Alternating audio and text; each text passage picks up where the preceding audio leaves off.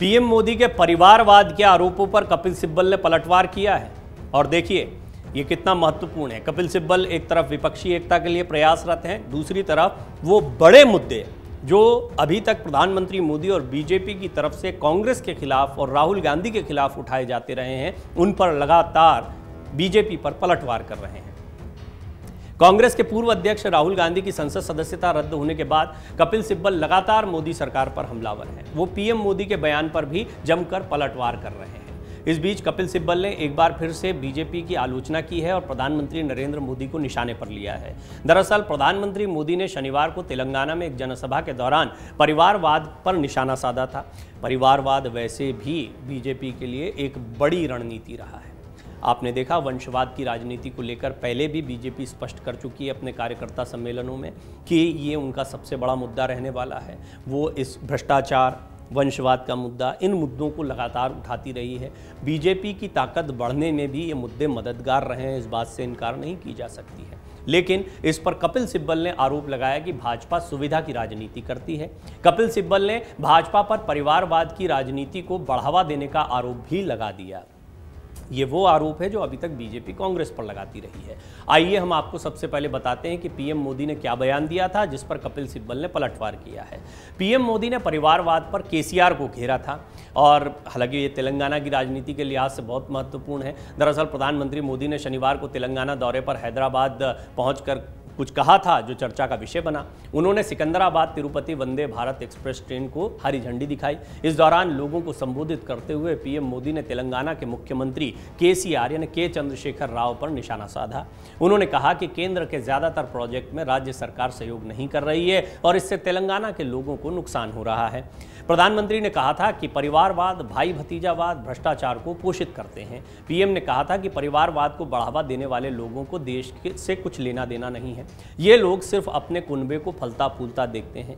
उन्होंने किसी का नाम लिए बिना कहा कि जहां परिवारवाद होता है वहां भ्रष्टाचार फलता फूलता है। परिवारवाद का मूल मंत्र ही सिस्टम को कंट्रोल करना है। प्रधानमंत्री के इस बयान को तेलंगाना के मुख्यमंत्री केसीआर पर निशाना माना गया।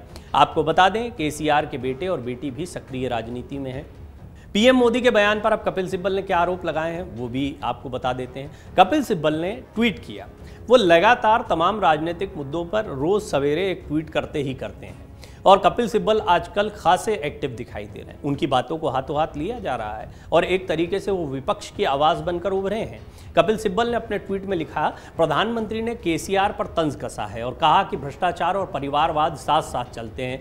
लेकिन ऐसा है तो भाजपा ने क्यों पंजाब में अकालियों के साथ, आंध्र प्रदेश में जगन के साथ, हरियाणा में चौटाला के साथ, जम्मू कश्मीर में मुफ्ती के साथ और महाराष्ट्र में ठाकरे के साथ गठबंधन किया? क्या जब इन्होंने भाजपा से हाथ मिलाया तब इनमें परिवारवाद नहीं था?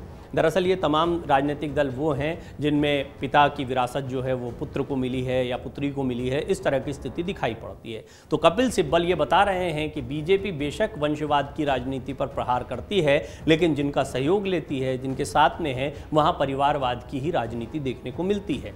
अपने एक अन्य ट्वीट में कपिल सिब्बल ने लिखा कि भाजपा आप पर भ्रष्टाचार के आरोप लगा रही है, लेकिन वहां परिवारवाद नहीं है। भ्रष्टाचार को परिवारवाद से जोड़ने की जरूरत नहीं है। कपिल सिब्बल ने पूछा, आप कहते हैं कि भाजपा में परिवारवाद नहीं है, तो क्या भाजपा भ्रष्ट है?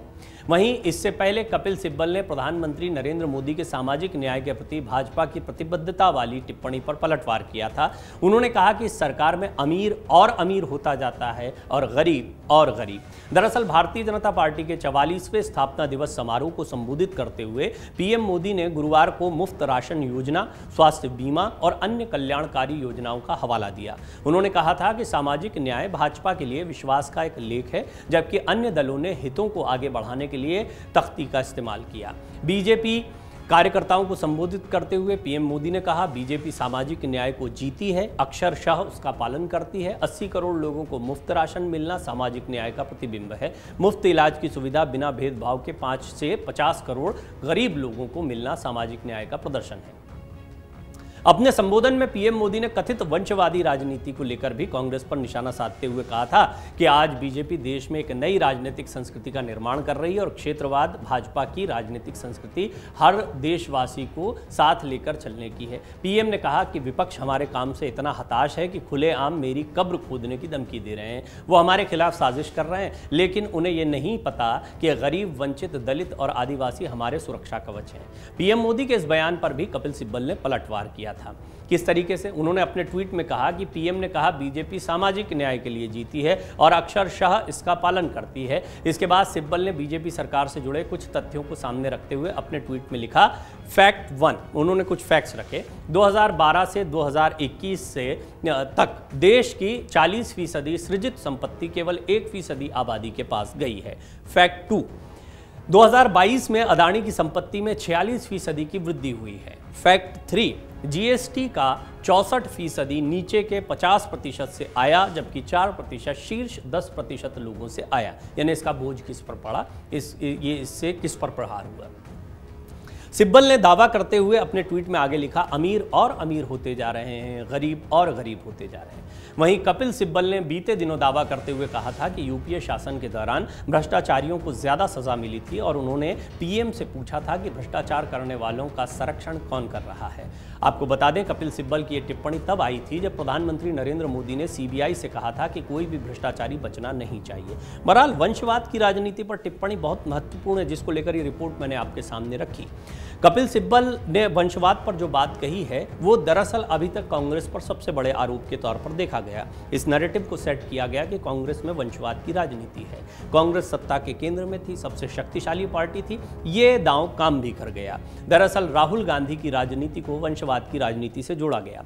राहुल गांधी आज भी कांग्रेस का सबसे बड़ा चेहरा है। प्रियंका गांधी जो प्रयासरत हैं वो भी अब इस वक्त एक्टिव पॉलिटिक्स में या कांग्रेस की राजनीति के लिए बहुत महत्वपूर्ण मानी जा रही हैं। दोनों ही चेहरे गांधी परिवार के हैं। ये गांधी परिवार की राजनीति जो है वो पंडित जवाहरलाल नेहरू से शुरू होती है, फिर उनकी बेटी इंदिरा गांधी, उनके बेटे राजीव गांधी, फिर उनकी पत्नी सोनिया गांधी। हालांकि वो कभी प्रधानमंत्री नहीं रही देश की, लेकिन यूपीए 1, यूपीए 2 के दौरान सत्ता जो है उनके इर्द गिर्द दिखाई देती है। वो सबसे ताकतवर नेत्री के तौर पर उभर कर सामने आई। अब बारी राहुल गांधी और प्रियंका गांधी की है। वो एक्टिव पॉलिटिक्स में देखने को मिल रहे हैं। राहुल गांधी प्रयासरत हैं कि कांग्रेस के पुराने दिन लौट आएं, लेकिन इस सब के बीच में कपिल सिब्बल राहुल गांधी की तरफ से, कांग्रेस की तरफ से लगातार टिप्पणियां कर रहे हैं और वंशवाद की राजनीति को लेकर बीजेपी को घेरते हुए उन्होंने कहा कि महाराष्ट्र, हरियाणा, पंजाब और तमाम जगह या कश्मीर, इन जगहों पर जिन लोगों से आपने हाथ मिलाया, क्या वहां परिवारवाद की राजनीति नहीं थी? अमर उजाला अब आपके टीवी पर भी। अपने स्मार्ट टीवी पर YouTube पर सर्च करें अमर उजाला, चैनल सब्सक्राइब करें और देखें ताजा खबरें, वो भी HD क्वालिटी में।